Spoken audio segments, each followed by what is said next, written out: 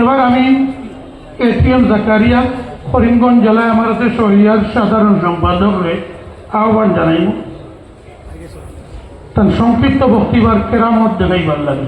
আলহামদুলিল্লাহি ওয়াহদাহু ওয়াসসালাতু ওয়াসসালামু আলা মান লা নাবিয়্যা বা'দাহু আম্মা বা'দ فقال تعالى واعتصموا بحبل الله جميعا ولا تفرقوا صدق الله العظيم।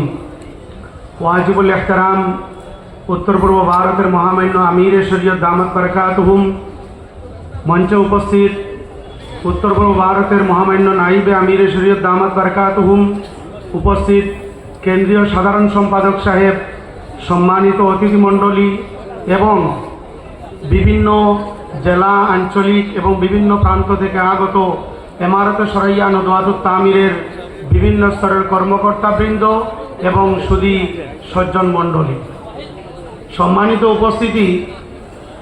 আজ বিশেষত আজকের দিবসকে ফোকাস দেওয়া হয় খতমে বুখারী শরীফ হিসাবে, কিন্তু আজ উত্তর পূর্ব ভারতের এমারতে সরাইয়া নদওয়াতুত তামিরের কেন্দ্রীয় সম্মেলন।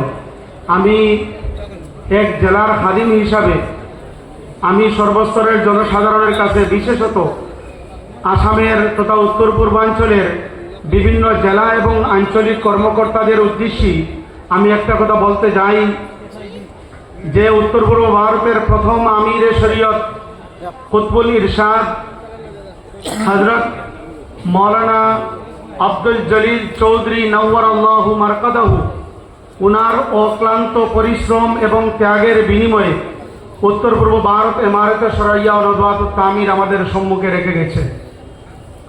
আমরা এমারতে সরাইয়া নদওয়াতুত তামিরের বিভিন্ন দায়িত্বপ্রাপ্ত যারা বিভিন্ন জেলা, আঞ্চলিক স্তরের সভাপতি, সাধারণ সম্পাদক বা বিভিন্ন স্তরের কর্মকর্তা, আমাদের জন্য এই সংগঠন আমানত স্বরূপ। আমরা যদি সাংগঠনিক দায়িত্ব নিয়ে সঠিকভাবে যদি আমরা কাজ না করি, তাহলে নিশ্চয় কিয়ামতের দিন আমাদেরকে জিজ্ঞেস করা হবে, আমাদেরকে জবাবদেহি করতে হবে। কেননা আমরা সবাই জানি শেখুল ইসলাম ওয়াল মুসলিমিন সৈয়দ হুসাইন আহমদ মদনী নওয়ারাল্লাহু মারকাদাহুর সুযোগ্য উত্তরসূরি হযরত মৌলানা আব্দুল জলিল চৌধুরী রহমতুল্লাহ আলাইহি, যিনি দৌরে সাহাবা ফিরিয়ে আনার লক্ষ্যে এমারতে সরাইয়া নদওয়াতুত তামির প্রতিষ্ঠা করেছিলেন। সম্মানিত উপস্থিতি, তাই আমি মনে করি আমাদের অত্যন্ত দায়িত্ব এবং নিষ্ঠার সহিত সাংগঠনিক কাজকর্ম এগিয়ে নিয়ে যাওয়া প্রয়োজন। আমি সময়ের স্বল্পতা হেতু সবাইকে সম্মান জানিয়ে আমার কথা শেষ করছি।